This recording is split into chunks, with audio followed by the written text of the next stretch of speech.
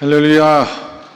자, 여러분 성경에 손을 딱 얹으시고 말씀을 향한 고백을 먼저 나누도록 하겠습니다. 다 같이 시작. 하나님 말씀에 생명이 있습니다. 하나님 말씀에 은혜가 있습니다. 주의 말씀을 깨닫게 하시고 이 말씀대로 살아가게 하옵소서. 아멘. 자, 그 다음에는 좌우 앞에 계신 분들을 딱 쳐다보시고 축복 인사하도록 하겠습니다. 잘 오셨습니다. 은혜 많이 받으시기 바랍니다. 인사해 주세요. 예, 잘 오셨습니다. 은혜 많이 받으시기 바랍니다. 출애굽기 2장 23절에서 25절까지 말씀을 읽었고요. 예, 하나님의 준비, 여기서 하나님의 준비라는 것은 이스라엘 백성들을 약속의 땅으로 인도해 가실 때까지 하나님께서 어떻게 준비하셨는가를 오늘 말씀을 통해서 확인하자는 것입니다. 특별히 이 말씀은 어려운 시간을 보내고 있는 성도님들, 또 여러 가지 이유 때문에 어려움 가운데 있는 성도님들에게 힘이 되고 또 위로가 되는 말씀인 줄로 믿고 나누도록 하겠습니다. 이스라엘 백성 애굽 땅에서 큰 고난을 당할 때 하나님께서 이 백성을 구원하시기 위하여 두 가지 방향으로 하나님 역사를 준비하셨습니다. 첫 번째 방향은 뭐냐면 이 민족의 지도자가 될 모세를 광야에서 훈련시키는 것으로 하나님께서는 이 역사를 준비하셨다라고 하는 것입니다. 40년 동안 모세를 광야에서 훈련케 하신 것이 하나님의 1차 준비였습니다. 하나님은 항상 하나님의 역사를 이루어 가실 때 먼저 그릇을 준비하신 후에 그 그릇 위에 부어주시고 채워주시고 넘치게 하시는 하나님이라 하는 것입니다. 왜냐하면 그릇이 준비되지 않고 그 위에 부어진 어떤 것들은 결코 유익이 되지 못할 뿐더러 한 걸음 더 나아가서 독이 되는 경우들도 얼마든지 있을 수 있기 때문에 하나님의 나라, 하나님의 역사에선 적어도 그릇이 먼저 준비가 되어져야 된다라고 하는 것입니다. 어떤 원로 목사님께서 재미난 얘기를 하셨어요. 인생에는 세 가지 불행이 있는데 첫째 불행은 조기 성공, 어린 나이에 일찍 성공하는 것이 그것이 결코 유익된 것만은 아니다라는 말씀을 하셨고, 두 번째로는 중년 상처를 말했습니다. 중년의 나이에 아내를 잃은 남편만큼 비참한 삶이 없다라는 뜻이죠. 그리고 세 번째로는 노년 무전, 나이 많아 늙었는데 돈이 없는 것도 결코 삶을 유익하게 만들지 못하는 것이 된다. 참 가슴에 와닿는 말이 아닐 수가 없는데, 오늘 말씀과 관련해서는 이게 조기 성공이라는 거 있지 않습니까? 너무 이른 나이에 큰 성공을 이루게 되면 그것이 100% 그 삶에 유익이 되느냐? 그렇지 않다라고 하는 것입니다. 그릇이 준비되어져야지. 제가 아는 어떤 분이요, 직장에서 승진을 시켜주었는데 그 승진을 스스로 연기를 했대요. 일찍 승진하면 일찍 퇴직해야 되기 때문에 그런 차원에서 이유가 아니라 자기가 가만히 생각해 볼 때 그 자리에 서서 그 역할을 감당하기에는 자기가 여러 가지로 부족한 것이 많고 인격이라든지 그릇이라든지 이런 것이 준비된 후에 자기가 그 자리에서 그 역할을 감당하겠다라고 정중히 거절했다는 얘기를 듣고 제가 깜짝 놀랐어요. 사람들은 다 승진하기를 원하고 또 승진이 늦어지면 다 목사님 기도해 주세요 그러는데, 이 사람은 회사에서 인정을 해가지고 승진을 시켜줬는데 아직은 때가 아닌 것 같다고 그렇게 자기 스스로가 연기를 하는 것을 보고 그분을 위해서 제가 기도하고 참 보통 사람 아니다 그런 생각을 했습니다. 그릇이 준비되는 것이 먼저라고 하는 거예요. 그런 의미에서 여러분, 로또를 사야 될까요? 사지 말아야 될까요? 예? 그릇이 준비가 먼저 돼야 된다니까요. 로또는 사면 안 됩니다, 여러분. 근데 이미 사다 놓은 것이 당첨이 된 건 어쩔 수가 없죠. 예? 오늘 설교 듣기 전에 사다 놨는데 당첨이 됐어. 그럼 어떻게 해야 되느냐? 갖다 버리시기 바랍니다. 그릇이 준비가 안 돼 있는데 몇억, 몇십억 그렇게 받으면 100% 그 인생에 유익된 방향으로 쓰여지지가 않습니다. 불행의 씨앗이 된다는 거예요. 정 버리기가 아까우면 저한테 주세요. 저한테. 저는 그릇이 준비되어 있는 사람이기 때문에 얼마든지 그거 잘 쓸 자신이 있습니다. 꼭 주세요. 로또는 사면 안 됩니다. 제가 드린 말씀은 항상 우리가 신앙생활 하면서 내 그릇이 하나님 앞에 쓰임받을 수 있는 것에 대한 관심을 갖고 그 그릇을 준비하는 것에 집중을 해야지, 그릇하고는 상관없이 결과에만 마음을 빼앗겨서 살다 보면은 잘못된 그릇진 방향으로 삶이 갈 가능성이 많기 때문에 그릇을 잘 준비하는 것이 바로 믿음이다. 그 말씀을 드리는 것입니다. 하나님은 모세를 어떻게 훈련을 시켰느냐? 이 광야에서, 미디안 광야 40년 동안 하나님은 모세의 건강을 훈련시켰습니다.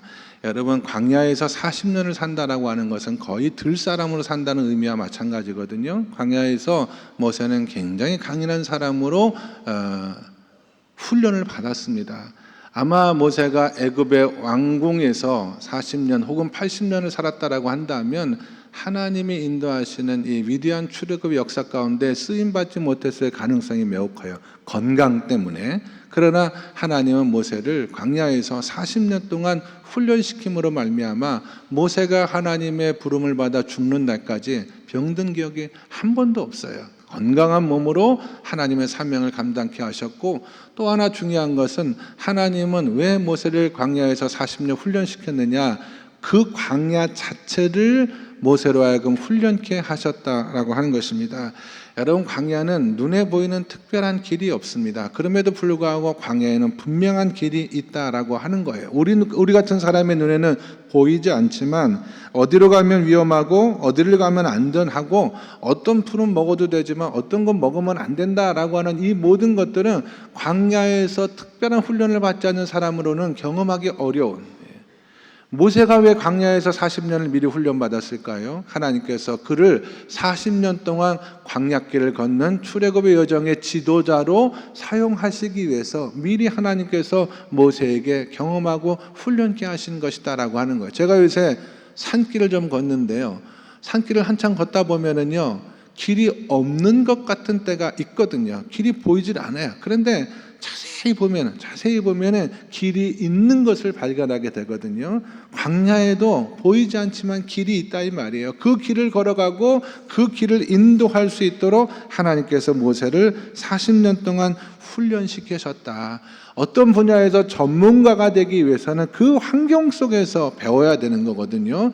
애굽 왕궁에서 40년 혹은 애굽 왕궁에서 80년을 아무리 공부하고 훈련을 받아도 하나님께서 모세를 애굽 왕궁에서 사용하시려고 한 것이 아니라 광야 한복판에서 사용하길 원하셨기 때문에 광야길을 인도하는 지도자로 세움받을 수가 없다라고 하는 것입니다. 제가 존경하는 정치 지도자 한 분이 계십니다. 돌아가셨는데요, 김대중 대통령이신데, 특별히 그분의 이 얘기 가운데 제가 존경하는 대목이 어떤 부분이냐면, 이분이 참 책을 많이 읽었거든요. 책을 많이 읽었습니다. 그러니까 평생 한 5번 정도 죽을 고비를 넘겼고, 감옥에 한 6년 정도 계셨고, 또 망명생활 한 3년 정도 하셨고, 또 여러 가지 가택연금도 오래 당했지만, 그분이 IMF 극복이라고 하는 시대적인 과제를 지혜롭게 잘 감당해 나갈 수 있는 것은 제가 보기에는 훈련의 기간이 굉장히 많았던 거예요. 훈련을 철저하게 받으신 것입니다. 예를 들면 감옥에서 이분이 뭘 했냐면 책을 많이 봤어요. 책을 굉장히 많이 보기로 유명한 분인데, 하여간 자기는 아침에 일어나서 세수하고 밥 먹은 다음에 하루 종일 책만 봤다는 거예요. 근데 무슨 얘기를 하냐면, 책을 읽으면서 어떤 놀라운 진리를 깨닫거나 새로운 것들을 발견하게 되면, 내가 이 책을 읽지 않았으면 이 진리를 깨달아 알지 못하고 죽었을 거 아니냐, 그러면서 무릎을 치면서 하나님을 감사를 했다는 거예요. 이런 것들을 배우고 공부할 수 있는 그런 기회를 주신 것을 감사했고, 나중에 감옥에 나와가지고 바쁘게 일을 하는데 너무 바쁘다 보면은, 내가 차라리 이렇게 바쁘게 살다가 공부도 못하고 책도 못 보는데 차라리 내가 다시 감옥에 들어가서 공부를 했으면 좋겠다, 그런 생각을 갖고 싶게 할 만큼 그분은 진짜 공부하는데 진심이었던 사람이었거든요. 그래서 그 시간, 그러니까 제가 보기에는 그분에게 있어서 감옥은 광야예요. 그분은 그 광야 같은 감옥 생활을 통해서 하나님이 준비하신 그 다음을 잘 준비했던 사람, 그리고 그 준비가 그의 사역을 통해서 아름답게 열매를 맺었다, 그렇게 생각을 합니다. 그래서 광야는 준비하는 곳이다라고 하는 의미가 있다라고 하는 것입니다. 준비하는 것. 히브리 말로 광야는 미드발 혹은 미드바르라고 하거든요. 미라고 하는 전치사하고 다발이라는 명사가 합쳐진 말인데, 이 다발이라고, 광야라고 하는 말이 가지고 있는 가장 중요한 다발이라고 하는 의미는 뭐냐면 하나님으로부터라는 뜻입니다. 그러니까 광야는 하나님의 음성을 듣는 것이고 하나님의 인도를 받는 것이고 하나님을 따라 사는 삶을 훈련하는 것이 바로 광야다라고 그래요. 우리가 우리 인생의 어려운 시간들을 경험하거나 또 큰 어려움 가운데 닥치게 되면 광야의 시간이 시작되었다, 광야의 훈련받는 시간을 들어간다, 그게 맞는 말이에요. 그 광야, 인생의 광야에서 하나님으로부터 들려오는 음성을 듣고 그 하나님과 함께 하나님의 인도를 받으며 살아갈 수 있는 것이 바로 광야다라고 한다면, 하나님은 모세를 광야로 내보내서 그곳에서 철저하게 하나님의 음성을 들으며 훈련받은 사람으로 만들어 주셨다라고 하는 것입니다. 이런 사람에게 있어서 광야는 꽤 의미가 있는 것이죠. 욥이 내가 단련받은 후에는 정금같이 나오리라 라고 욥기 23장 10절에서 고백하지 않았습니까? 바로 그런 의미예요. 광야를 통해서 하나님은 모세를 훈련시켰고 모세는 그 광야의 훈련을 통해서 정금 같은 하나님의 사람으로 세움을 받았다라고 한다면, 저와 여러분의 인생의 삶의 시간들, 혹 내가 어려운 광야의 시간을 보내고 있는 것은 아닌가? 하나님 내 삶에 이렇게 어려운 문제가 있습니까? 라고 기도하시는 분이 있다고 한다면 오늘 이 말씀이 은혜가 되었으면 좋겠어요. 하나님은 이 광야 같은 시간을 통하여 나를 훈련하시는데, 이 광야의 훈련이 여기서 끝나는 것이 아니라 하나님 앞에 쓰임받는 출애굽의 위대한 역사 가운데 분명히 필요한 시간이 될 것이다. 하나님 이 시간을 통해서 나를 하나님 앞에 쓰임받는 귀한 사람으로 세워주실 것이다 믿고 고백하시는 저 여러분 모두가 다 될 수 있기를 주님의 이름으로 간절히 축원합니다. 그게 하나님의 첫 번째 준비였어요. 출애굽의 위대한 역사를 진행하기 위해서 하나님은 지도자의 모세를 40년 동안 광야에서 훈련케 하심으로 준비하셨고, 두 번째 준비는 무엇이냐면 이스라엘 백성들의 고난 가운데 하나님께 부르짖게 만들었다라고 하는 것입니다. 그건 기도로 이 백성들을 훈련케 하셨다라고 하는 거예요. 하나는 광야에서 지도자를 준비하셨고, 또 하나는 백성들로 하여금 기도케 하시사 하나님께서 이 출애굽의 역사를 준비하셨다라고 하는 것입니다. 그래서 우리가 이 땅을 살아가면서 광야 같은 시간이 우리 가운데 왔다라고 판단이 될 때 우리는 분명한 사실을 오늘 말씀을 통해서 깨닫게 됩니다. 광야의 시간이 왔을 때 우리는 무엇을 해야 되느냐? 기도해야 된다라고 하는 거예요. 여러분 삶 가운데 크고 작은 어려움이 왔다. 그러면 하나님이 그 삶을 통해서 여러분에게 원하시는 것이 뭐냐라고 물어보신다면 나로 하여금 부르짖게 만드는 것이 바로 하나님의 뜻이다라는 사실을 깨닫게 된다는 사실입니다. 하여간에 어려운 형편 가운데 들어가면은요, 우리는 하나님 앞에 나와서 기도해야 된다라고 하는 것입니다. 이게 오늘 두 번째 하나님께서 준비하신 말씀입니다. 성경 우리가 읽어보면은요, 하나님에 대한 여러 가지 표현, 여러 가지 묘사들이 나오는데, 그 중에 오늘 성경에 대표적으로 우리가 발견할 수 있는 하나님은 어떤 하나님이시냐? 하나님은 들으시는 하나님이라는 거예요. 들으시는 하나님. 출애굽기 2장 23절에서 25절까지 말씀을 여러분 다시 한번 읽어보도록 하겠습니다. 출애굽기 2장 23절에서 25절 시작.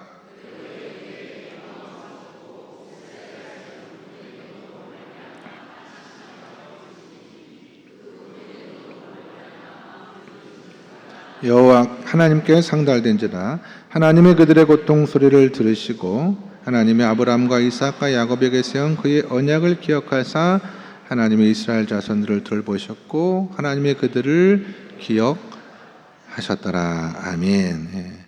탄식으로 부르짖으니 하나님이 그들의 고통 소리를 들으셨다라고 오늘 분명히 성경에 기록이 되어져 있지 않습니까? 그리고 그 조상들과 하신 약속을 기억하사 이스라엘 백성들을 돌봐주셨다라고 오늘 말씀은 기록을 하고 있습니다. 우리 인생도 사실 간단한 거예요, 여러분. 신앙은 우리 삶이 형통할 때는 하나님 앞에 감사하며 살아가는 것이고, 우리 삶이 어려운 형편 가운데 들어가면 그때는 부르짖는 거예요. 형통할 땐 감사하고 어려운 일을 당했을 때는 하나님 앞에 부르짖는 것입니다. 그러면 하나님께서 들으시고 우리를 건져 주신다라고 하는 사실이에요. 이게 신앙이 굉장히 중요한 원리 아닙니까, 여러분? 우리가 고난을 벗어나가기 위해서는 다른 길이 없어요. 하나님 앞에 부르짖는 것밖에 없습니다. 우리가 하나님 앞에 부르짖으면 하나님께서 고난 가운데 우리를 건져 주신다. 이 말씀은 예언서의 이사야서에 나오는 히스기야의 신앙 고백과도 굉장히 일치하는 내용입니다. 히스기야가 인생에 큰 고난을 경험했어요. 죽을 병에 걸렸다 이 말입니다. 이제 아수르라고 하는 큰 적들을 물리쳤는데 그 후에 히스기야가 죽을 병에 걸렸습니다. 죽음이 이미 선포되었어요. 그때 히스기야가 했던 건 뭡니까? 하나님 앞에 나아가서 울면서 기도했다라고 하는 것입니다. 제가 이사야서 38장 5절의 말씀해 보시니까 성경은 이렇게 기록을 하고 있어요. 너는 가서, 여기서 너는 이사야 선지자를 말합니다. 너는 가서 히스기야에게 이르기를 내 조상 다윗의 하나님 여호와께서 이같이 말씀하시기를 뭐라 하셨냐면은 내가 내 기도를 들었고 그 다음에 뭐예요? 내 눈물을 보았다 그랬습니다. 하나님 뭘 들었다 그랬어요? 기도를 들어. 뭘 보았다 그랬어요? 눈물을 보았다라고. 여러분, 제가 이렇게 말하면 굉장히 어폐가 있는 말이지만 하나님에게 약한 것이 있거든요. 하나님에게 약점이 있다면 약점. 하나님의 약점은 뭐냐면 기도를 들어주신다라고 하는 거예요. 성도가 하나님 앞에 나가서 하여간 기도하면 하나님은 그 기도를 들어주세요. 마음이 녹아내기 시작하는 거예요. 또 하나 하나님의 약점이 뭐냐면 하나님은 눈물에 약해요. 눈물에. 그래서 성도가 나와서 일단 울면 하나님이 쳐다보세요. 일단 울면 하나님이 들어주신다. 그러면 하나님이 진짜 약한 게 뭔지 아십니까? 울면서 기도하는 거예요. 이중으로. 기도에도 약하신 분인데 울면서까지 기도하면 하나님께서는 그 기도에 반드시 응답을 해주신다라고, 감당하지 못한다라고 하는 거예요. 히스기야가 나이 많은 분입니다. 머리도 허옇고 이제 할아버지 같은 그런 아저씨가, 여자도 아니에요. 하나님 앞에서 엉엉 울기 시작하니까 하나님께서 히스기야의 기도를 듣고 그 기도에 응답해 주셨고 생명수완을 15년 연장해 주셨다라고 한다면 저와 여러분 같이 선전한 성도들이 하나님 앞에 나가서 하나님 도와주세요, 하나님 살려주세요 눈물로 기도하면 하나님 그 기도를 절대 외면하지 아니하시고 그 기도를 들어주실 뿐만 아니라 그 기도 가운데 놀라운 은혜와 응답을 베풀어 주신다라고 하는 것입니다. 여러분, 이거보다 더 위대하고 놀라운 말씀이 어디에 있습니까? 성도가 기도하면, 성도가 눈물로 하나님 앞에 나아가면 하나님께서 그 기도를 들어주시고 하나님께서 응답해 주신다. 우리 하나님은 말씀으로 천지 만물을 창조하시고 말씀으로 이 세상을 다스리고 운행하시는 하나님이세요. 근데 이 하나님의 놀라운 역사 가운데 기도하는 성도들을 사용해 주신다는 거예요. 기도하는 성도들의 그 기도를 통하여 하나님께서 일하신다라고 한다면 이것보다 더 위대하고 놀라운 선포가 어디 있냐 이 말이에요. 그런데 참 안타깝죠. 이런 말씀이 성경에 기록되어 있음에도 불구하고, 이런 설교를 오늘 이 시간 들음에도 불구하고 내 삶에 크고 작은 어려움이 왔을 때 하나님 앞에 기도하지 못하는 성도만큼 어리석은 사람이 없다라고 하는 거예요. 하나님 다 약속했잖아요. 너는 내게 부르짖으라, 내가 내게 응답한다. 그리고 내가 알지 못하는 크고 비밀한 일을 내게 보이라 다 약속해 주셨는데 그 어려운 형편 속에조차 하나님 앞에 나와 기도하지 못한다라고 한다면 그보다 더 안타까운 사건이 세상에 어디 있냐 이 말입니다. 여러분, 우리는 기도한 만큼 강해질 수 있고 기도한 만큼 일할 수 있고 기도한 만큼 열매를 맺을 수 있는 사람의 사실을 오늘 말씀을 통해서 꼭 기억하시는 저와 여러분 모두가 다 될 수 있게 간절히 축원합니다. 그래서 형통할 때 뭐 하라고요? 감사하고. 헷갈리지 마세요. 그 다음에 고통을 당할 때는 부르짖으라, 기도하라. 근데 진짜 놀라운 기도의 비밀이 있어요. 그게 뭐냐면 형통할 땐 감사하고 고난당할 땐 기도하는데 정말 고난의 어려운 형편 속에서 감사로 기도하는 사람은 하나님의 이 응답의 놀라운 복을 온전히 받아들이게 될 줄로 믿습니다. 이게 정말 기도의 신비거든요. 골로새서 4장 2절의 말씀에 보시면 기도를 계속하고 세상에 어려움 당했을 때 엉뚱한 것 붙들고 매달리지 말고 기도를 계속하라는 거예요. 근데 그 다음에 어떤 말씀이 나오냐면 기도를 계속하고 기도에 감사함으로 깨어있으라. 분명히 그 말씀이 나오거든요. 야, 이게 뭔 말이냐? 기도를 계속하는데 감사함으로 깨어있으라. 이 말이 무슨 말씀이냐? 제가 가만히 생각을 해봤습니다. 이건 이런 건 것 같아요. 여러분, 우리가 종종 기도를 비유할 때 어떤 불에 비유하거든요. 뭐 불같이 이제 우리가 기도하고 뜨겁게 기도하고 이런 비유를 많이 하는데 우리가 기도를 하다 보면 말이죠, 지칠 때가 있다는 거예요. 우리가 하나님 앞에 뭐 주세요 기도하다 보면 그 기도가 오래 가지 못하는 경우가 있거든요. 근데 그 기도가 식어질 때 5분 이상 기도했는데 기도할 것이 없을 때 정말 마음은 타는 듯하게 하나님 앞에 간절히 빌 게 많은데 그냥 하나님 아시죠 하면서 할 때 그때 그 기도의 불길을 확 타오르게 할 수 있는 게 제가 보기엔 두 가지가 있어요. 하나는 뭐냐면 그냥 바람을 확 불면은 그 불꽃이 막 타오르잖아요. 그리고 또 하나가 뭐냐면은요, 기름을 쏟는 거예요, 거기다. 옛날 캠프파이어 같은 거 할 때 막 찬양 부르다 보면 그게 다 타가지고 불이 막 줄어들잖아요. 그러면 선생님이 가가지고 그냥 기름을 확 뿜으면 막 불타오르면 와 또 박수치고 그러지 않았습니까? 그러니까 이 꺼져가는 기도에 바람을 불고 그 다음에 기름을 붓는 게 뭐냐? 그게 뭐라고요? 그게 감사라는 거예요. 그게 감사라는 거예요. 여러분, 기도에 감사를 더하면 정말 놀라운 역사가 일어나요. 정말 놀라운 역사가 일어납니다. 제가 이번에 명절에 서울 갔다 오지 않았습니까? 이제 우리 부모님들도 만나 뵙고 어머님도 만나 뵙고 형제들도 보고 이제 자녀들도 보고 왔다 이 말이에요. 근데 가만히 앉아가지고 우리가 지금 처하고 있는 상황에 대한 얘기를 하면은요, 감사할 게 없어요. 왜냐하면 너무너무 상황이 만만치가 않아요. 병원에 계신 분들도 많고 크고 작고 돌봐야 될 일도 많이 있고 힘든 형편에 있다 이 말이죠. 그래서 우리가 얘기했던 게 뭐냐면 세상은 우리 편이 아니다. 그러나 중요한 게 뭐냐면 우리는 하나님의 편이다.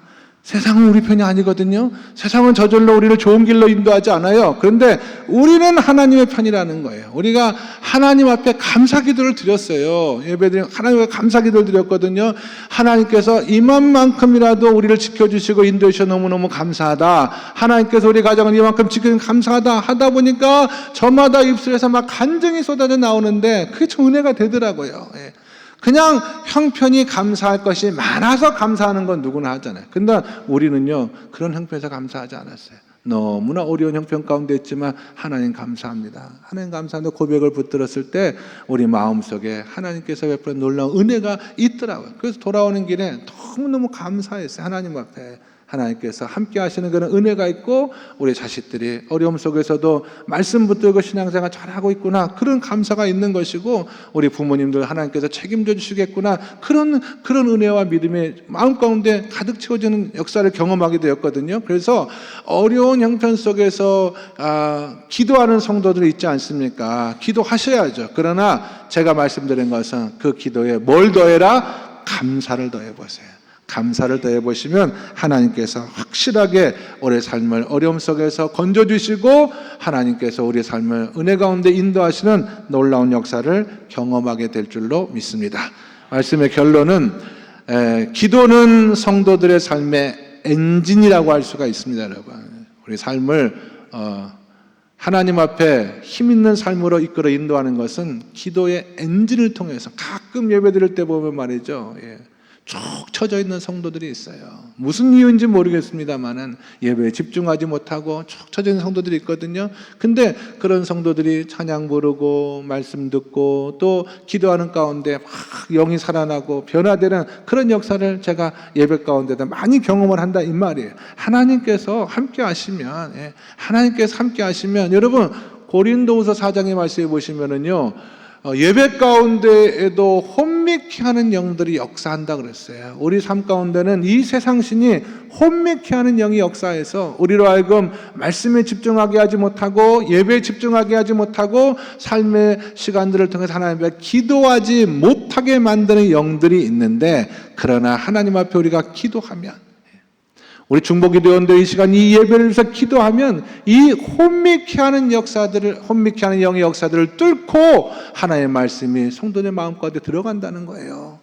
준비될 부족한 말씀이고 참 능력이 부족한 말씀임에도 불구하고 그 말씀이 이상하게 성도들의 마음에 와닿고 그 가슴을 변화시키고 삶을 새롭게 하는 결단의 말씀이 되게 만드는 것은 오직 하나님께서 기도의 능력을 통해서 나타나게 된다는 사실을 꼭 기억하시고, 여러분, 매일매일 삶을 통해서 우리가 당하는 모든 환경 속에서 하나님 앞에 기도함으로, 그 시간들을 기도를 통해서 하나님과 동행함으로 히스기야가 죽을 병에서 건짐을 받고 이스라엘 백성들이 애굽에서 건짐받아서 약속의 땅으로 인도함 받았던 이 놀라운 역사의 주인공이 다 될 수 있기를 주 예수 그리스도의 이름 받도록 간절히 축원합니다. 기도하겠습니다. 하나님 아버지 감사합니다. 위대한 하나님의 역사 가운데 쓰임받는 하나님의 종들이 될 수 있도록 훈련받게 하시고, 기도를 통해서 이 어려움 시절을 잘 이겨낼 수 있는 저희 모두가 될 수 있도록 인도하여 주시옵소서.